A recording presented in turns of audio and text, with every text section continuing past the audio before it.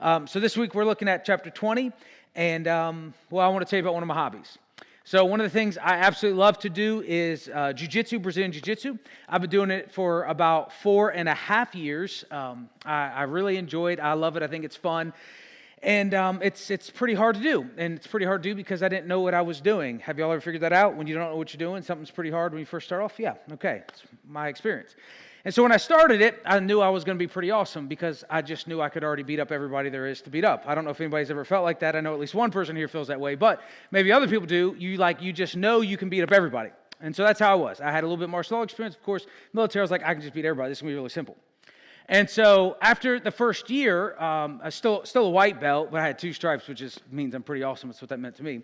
I was like, I can beat up everybody in this world. That's just how that works now.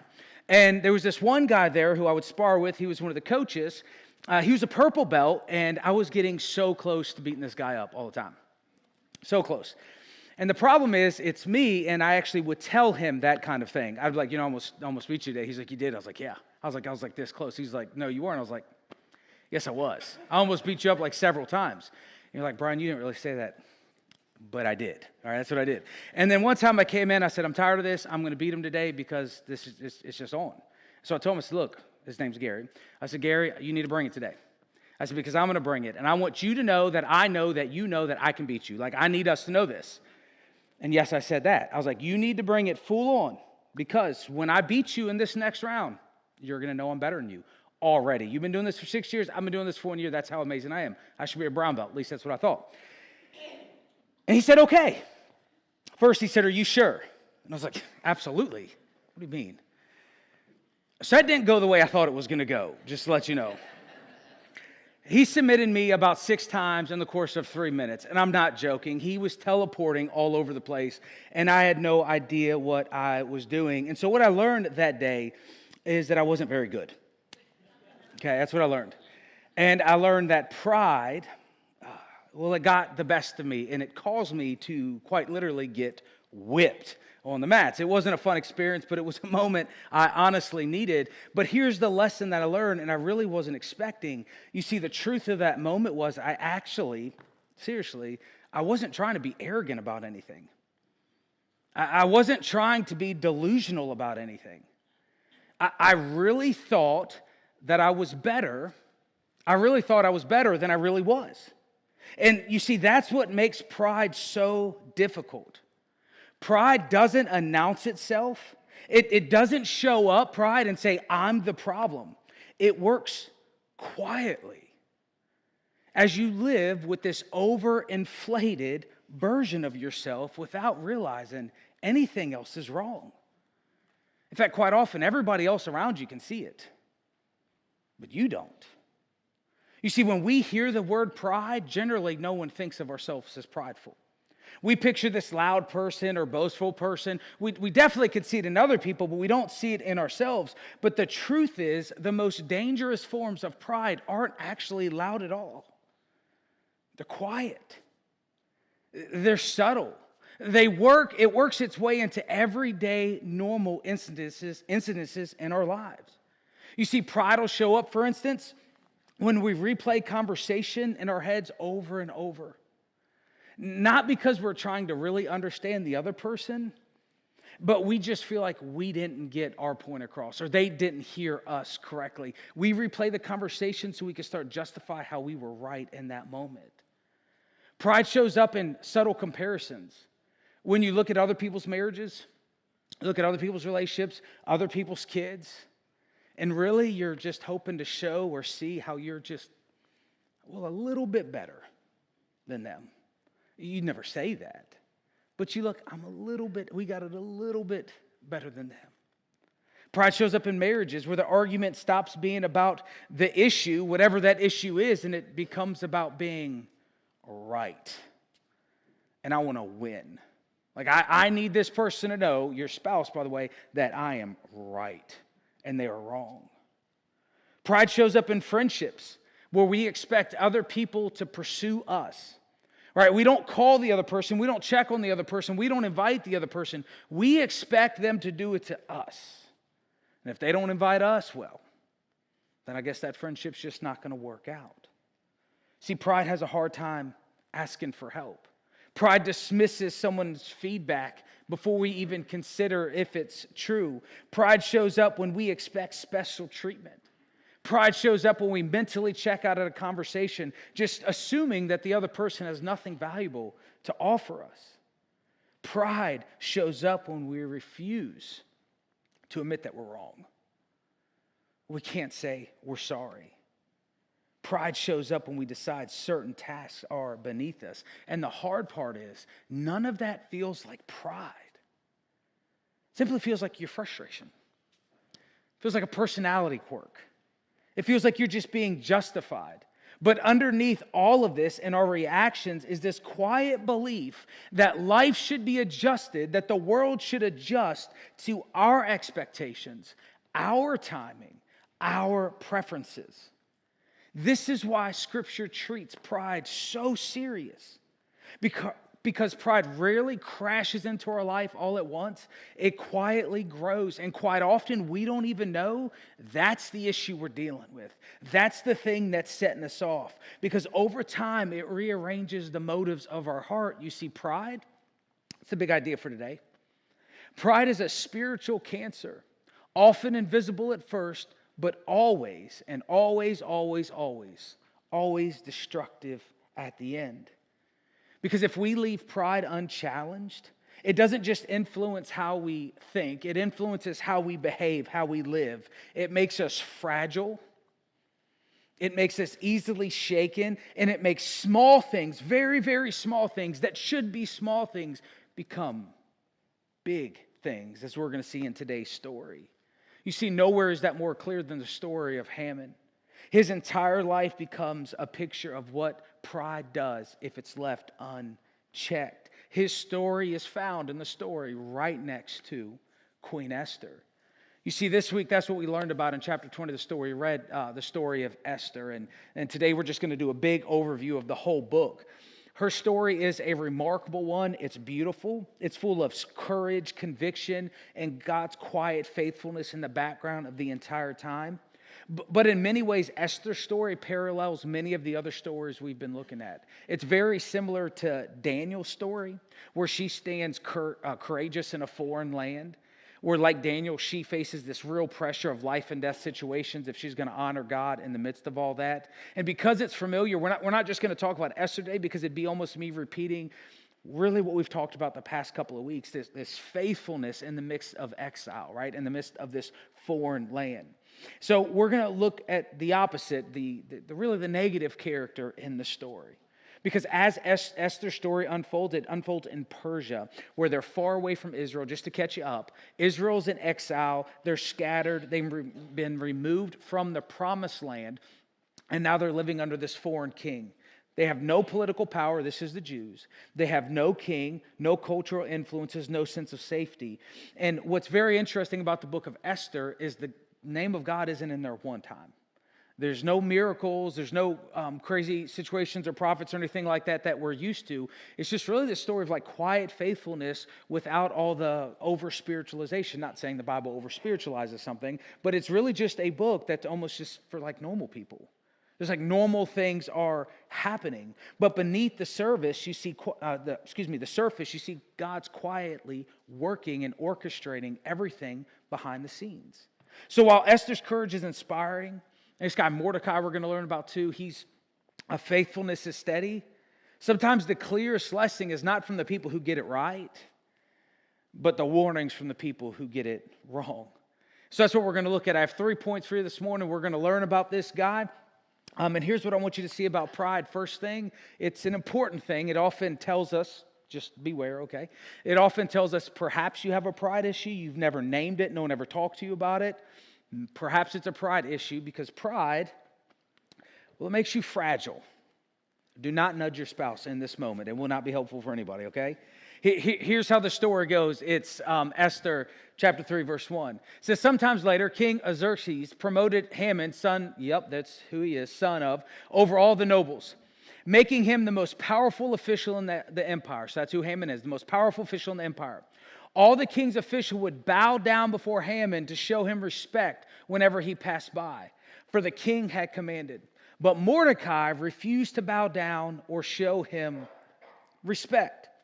So as the scene opens up, chapter 3, we've already learned about Esther so far, but now we're turning to this guy. He's the most powerful person in the land. He's been elevated to the highest official. His position is secure. His influence is undeniable. When he walks through the gate, everybody will bow to him.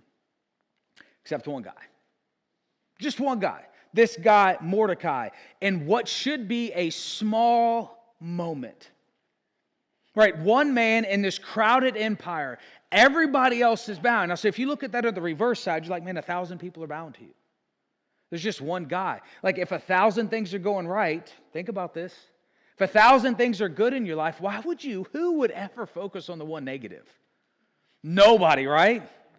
Nobody makes that small thing the big thing, right? Of course we do. That's why we're here. That's why we're talking about this. Right? So this one guy won't bow down. And then the palace officials at the king's gate asked Mordecai, why are you disobeying the king's command? They spoke to him day after day, but he still refused to comply with the order. So they spoke to Haman about this to see if he would tolerate Mordecai's conduct, since Mordecai had told them that he was a Jew.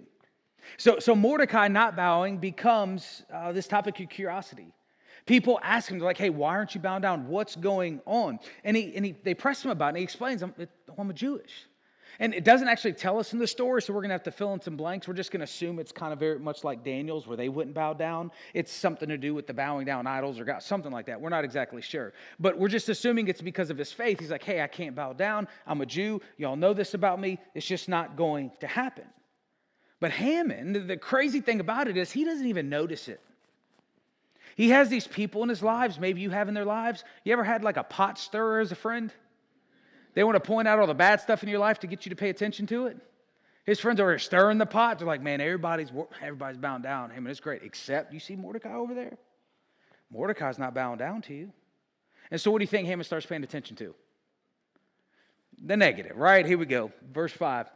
It says, when Haman saw that Mordecai would not bow down or show him respect, he was filled with rage. He had learned of Mordecai's nationality, so he decided it was not enough to lay hands on Mordecai alone. Instead, he looked for a way to destroy all the Jews throughout the entire empire. So it comes to this breaking point. He learns that he won't bow. Haman has the approval. Now, this is very important. I mean, seriously, if someone were to tell you this story, this is how you need to think about it. He has the approval of the king. He has the approval of all the officials, the respect of thousands. His status is the highest outside of the king. Everybody is bowing to this guy, but all of it evaporates because of one person. One person doesn't give him the honor. Something he should just brush off. Something he should just move on from. One person creates this rage inside of him. And folks, that's the problem with pride. Pride makes you fragile. That's why it's not harmless. It builds this identity around what everybody else thinks of you. And you can't handle if one person gets it wrong. It depends upon recognition. It depends on and needs the applause from others to make you feel good. Like you need that validation because you're not secure in who you are. And this single man's refusal becomes so large on Haman's mind that he didn't just want to deal with Mordecai. He decides, I want to kill everybody. All of his friends, all of his relatives, the entire nation, all the Jews in the empire. And I think all of us would agree this is wildly out of proportion. But pride always produces disproportionate reactions. It takes a small bruised ego and blows it into a crisis. Pride convinces us that someone else's actions have really diminished our worth. It takes something that we should have just brushed off, overlooked, not even a big ideal, and turns it into this identity-shaken moment where like our whole world is going crazy because of this one thing. And while our response may never be as extreme as Haman's, at least I hope not, right? You don't want to kill an entire people group because of one thing. The same dynamic plays in our hearts all the time. Someone forgets to thank us and we lose our mind. Someone disagrees with us and we just want to fight.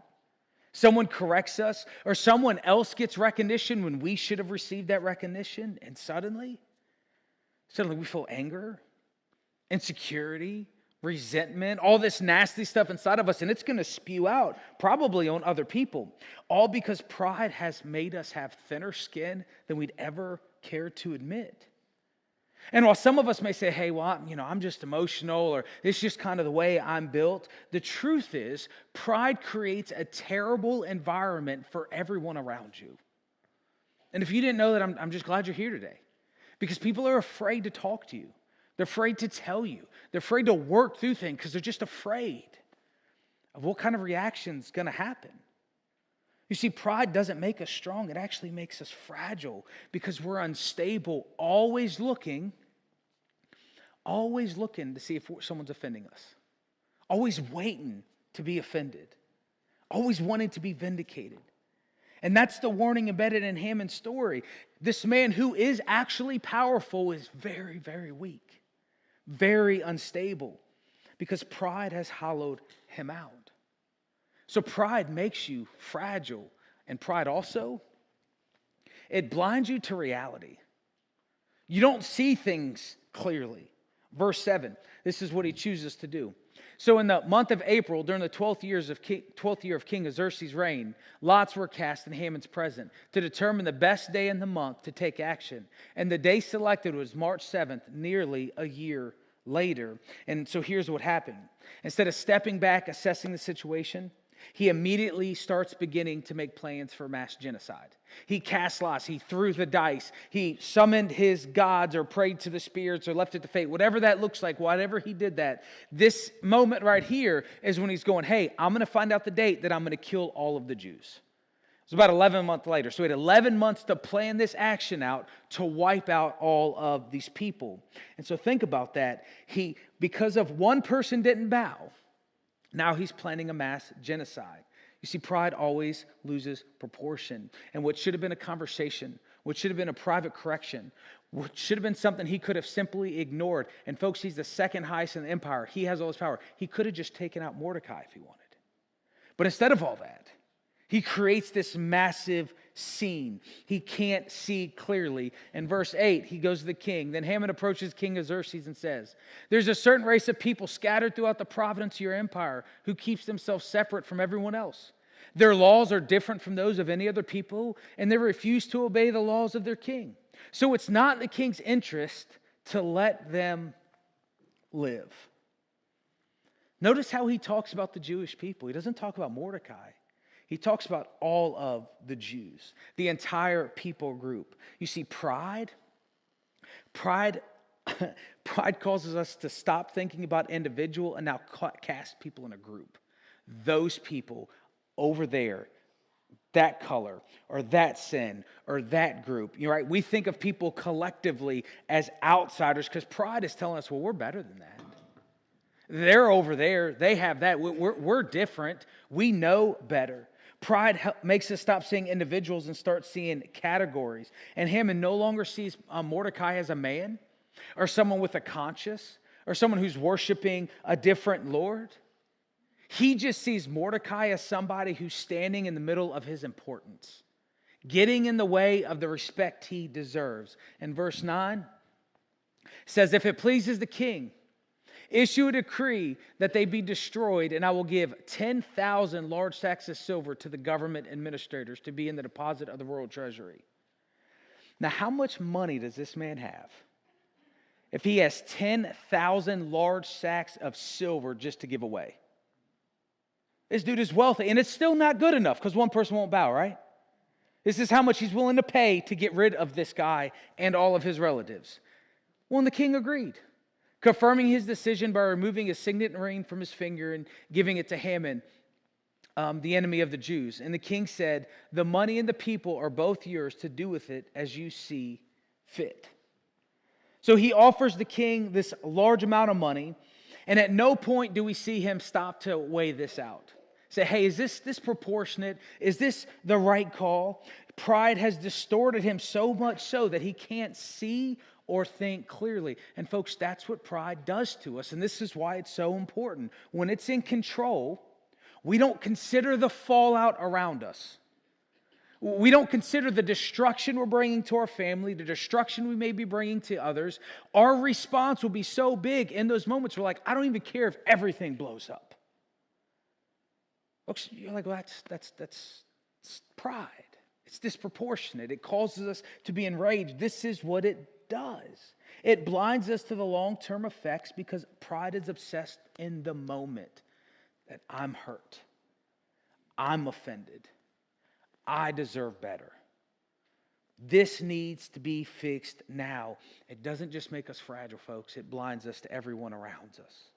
It convinces us that we're right and we're justified and our anger is righteous. But ultimately, pride will, not might, pride will ultimately destroy you. See, it makes you fragile. It blinds you. And in the final moment of Haman's story, we see that when it goes unchallenged, it leads to destruction.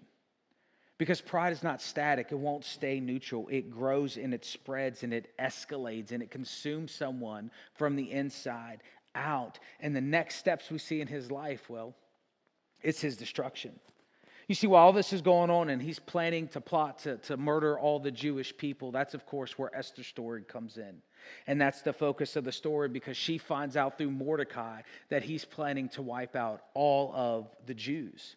They're trying to figure out how she can go and talk to the king because the king, well, he's not necessarily the nicest man around. And if she goes in his presence and he doesn't say it's okay to be here, she can be killed. So she's trying to figure out, how do I talk to him about the plans of his most trusted advisor that he's trying to kill this whole people group? And oh, by the way, I'm a part of this people group and he doesn't even know. So she devises this plan. She has Haman come and meet and eat with the king and queen to have this banquet. He's honored to be there. He's invited, celebrated, and everything seems to be going well. See, that's the backstory. Esther's planning her own thing as Haman's planning his own thing. And here's what happens. He is so happy he got to eat with the king. It says Haman was happy as he left the banquet. But when he saw Mordecai sitting at the palace gate, not standing up or trembling nervously before him, Haman became what? Furious. So, I mean, everything is going well. Like everything's going according to plan. But he sees this one guy and loses his mind all over again. His emotion shifts so rapidly simply because of pride. Going to verse 10. However, he restrained himself and went home. Then Haman gathered together his friends and his wife and boasted to them about his great wealth and his many children. He bragged about the honors the king had given him and shown how he had been promoted over all other the nobles and officials. Okay, folks, that is very prideful, isn't it? When you're going home and bragging to your wife that you're rich, don't you think she already knows? Or she doesn't. I don't understand that dynamic. But he's going and he's like, man, look at how great life is. This is amazing. I've been promoted over all y'all. I have more respect than all of y'all. I have more money than all of you. Then Haman added, and that's not all. Queen Esther invited only me and the king himself to the banquet she prepared for us. And she's invited me to dine with her and the king again tomorrow. Then he added, but all of that is what? Worth nothing. Worth nothing as long as I see Mordecai the Jew just sitting there at the palace gate. See, this is what pride does. It puts you at the center. All that's happening, nothing is ever enough. Even though there are so many great things happening in this man's life. He's the highest he can possibly. They got more money than he could ever spend. When you're just walking around handing out 10,000 bags of gold, I meant bags of silver, not gold, sorry, silver. When you have that much money, you have more money than you know what to do with. So he has all the wealth, he has the family, he has the health, has the friend, has the job, has absolutely everything. But what does he choose to focus on? The one guy, the one thing, the one area that's not bowing to him. And of course, all of the people around him agree with him. Because that's who you posture yourself with. Do you think anybody could speak life into that man's moment? Speak some truth into his life right then? Of course not. He's too enraged. He's too mad. So pride turns all the good thing in life, the God things, into small things because you're just so filled with rage and anger. And folks, the deep root of that is just pride. And so Haman's wife, she's tired of hearing about this. She's like, I'm over it. Okay, I'm done. And so she comes up with a great plan. Here's her plan. So Haman's wife and all his friends suggested, set up a sharpened pole that stands 75 feet tall, and in the morning ask the king to impale Mordecai on it. That's his wife's advice. She's like, I'm so tired of hearing about this dude. She's like, I'm over it, so let's just get poles outside, 75, we'll sharpen them, then you can just impale him in our front yard, and you can look at him, and then I don't have to hear about it anymore. I mean, how tired of this is she, if this is her suggestion? She's like, I'm over it. Let's just kill the guy. And when this is done, you can go on your merry way to the banquet with the king. This pleases Haman, and he ordered the poles to set up. He's like, okay. I can go enjoy dinner tomorrow if I kill this guy in my front yard first. Like, this is Persia, folks. Welcome. This is the world they lived in. It's like, this is what we're going to do. So he loves the idea. But in the very next chapter, we see God reversing everything. You see, while he's planning all this and Esther's inviting him over, we see that the king can't sleep. He asks for the royal records and discovered that Mordecai, the one that Haman's trying to kill, actually saved his life once. And he was never honored. He was never honored for it at all. So the king actually brings Haman in, his trusted official. He's like, look, Haman.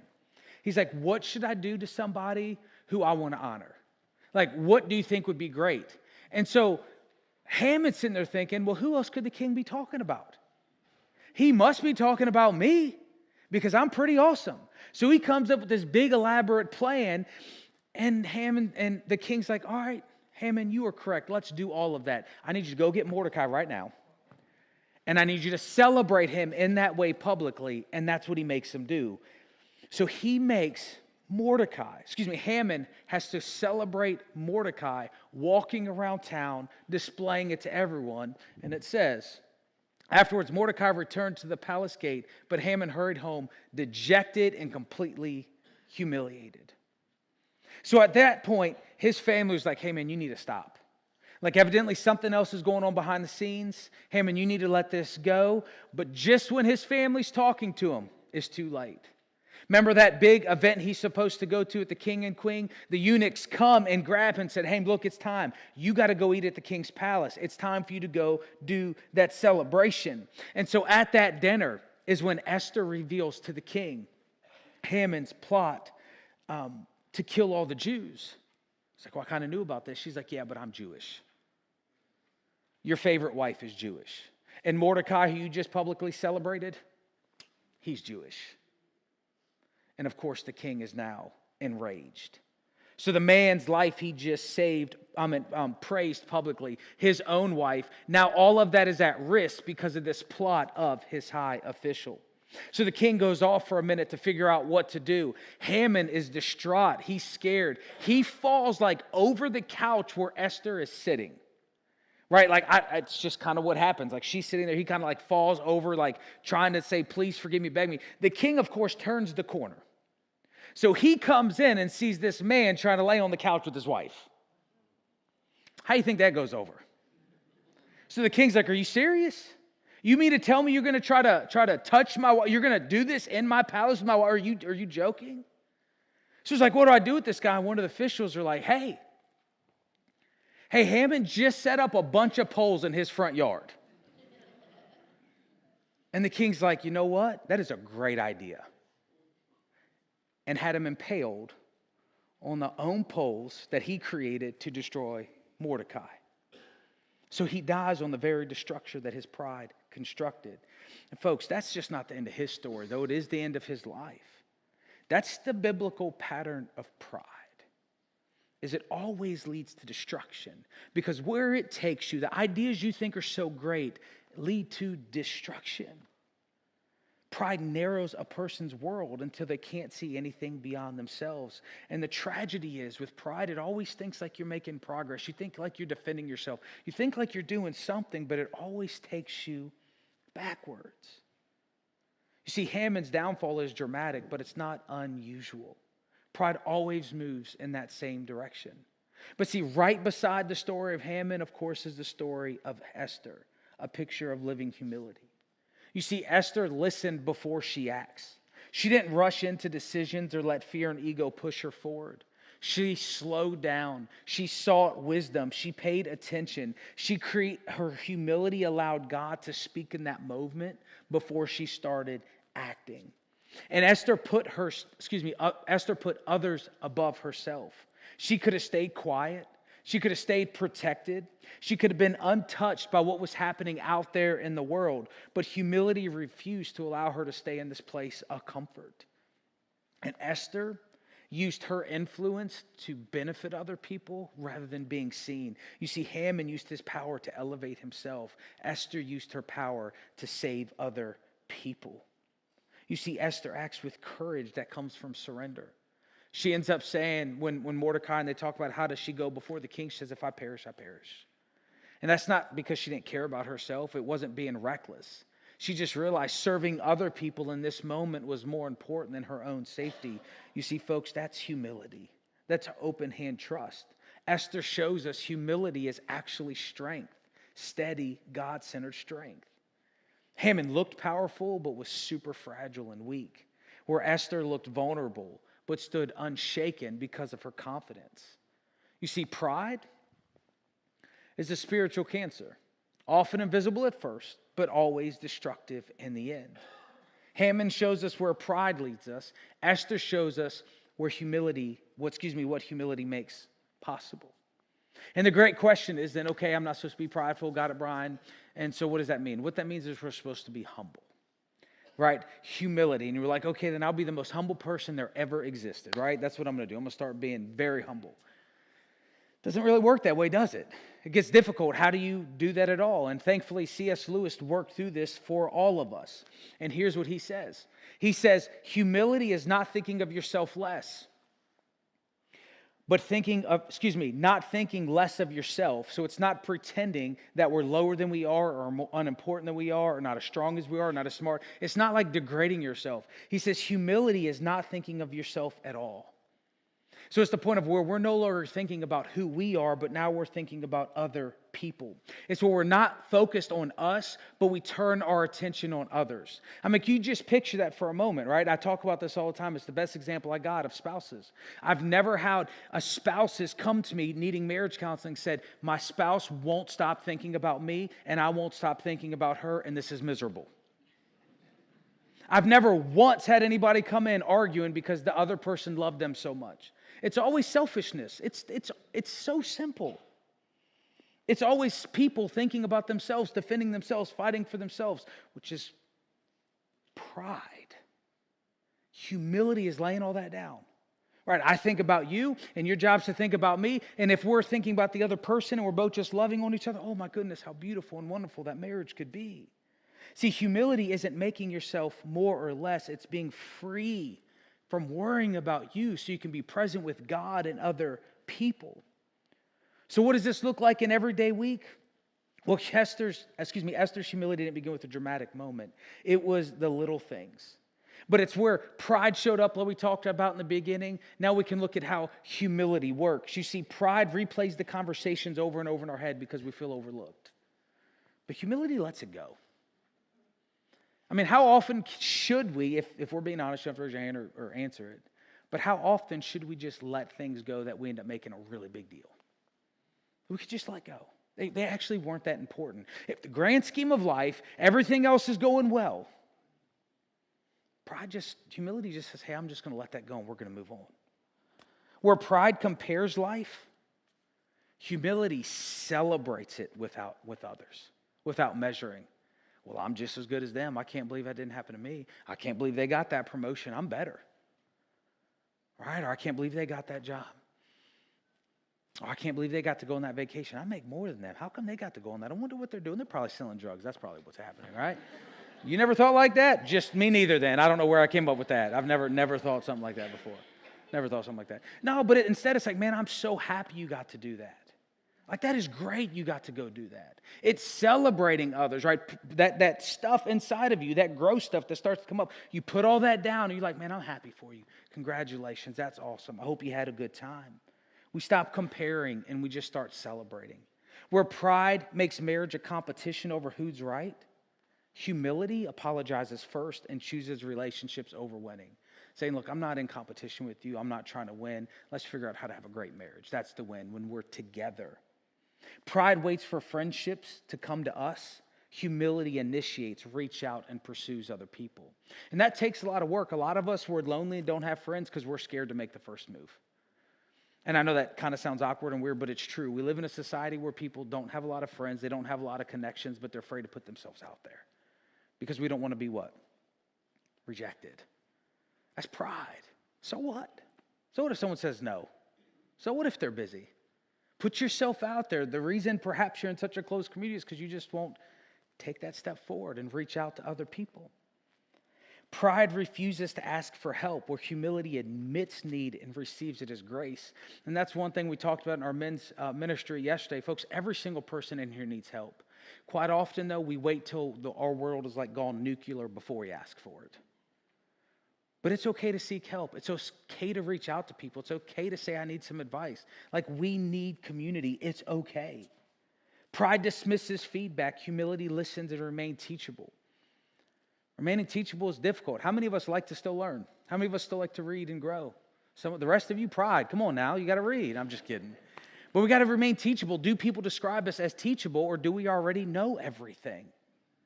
It's just areas. This is just pride festering in our lives. But here, there's so many more examples, but the good news of the gospel is this. Listen, that Jesus doesn't just tell us to lay down pride. Jesus has already carried the weight of our pride. The cross is where true humility is seen, where he took on the destruction that our pride truly deserves, so that proud people like me and you can be forgiven and clean and not have to hold on to that. Because now the risen Christ, through his grace, lives inside of us, forming humility where pride once ruled. There is no place in the gospel at all for pride.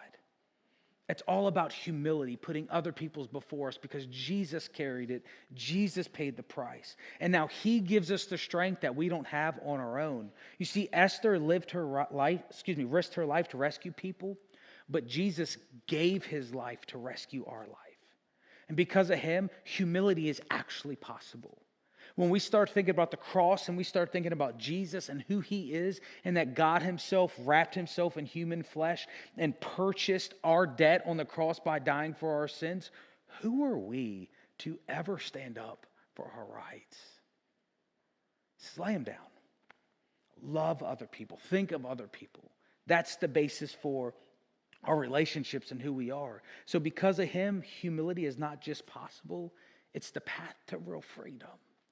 Well, we're no longer in chains, worried about us. We can give freely because we're children of God, loved and called by him. We can be set free from who we are. And we can just serve God and serve other people, letting him take care of the consequences and letting him celebrate us. Will you pray with me? Heavenly Father, we confess that pride runs deeper than we often see. It shows up in our reactions, our relationships, our desire to be right, our fear of being small. But Lord, thank you so much for Jesus, who humbled himself for our sake, who took our pride to the cross, and now who gives us a new way to live. And Father, I just ask you that this week you help us notice where pride starts to rise in our lives. Help us choose humility. Teach us to listen, to serve, to apologize, and to celebrate other people. Lord, shape our heart to look more like Jesus. It's in his precious name we pray.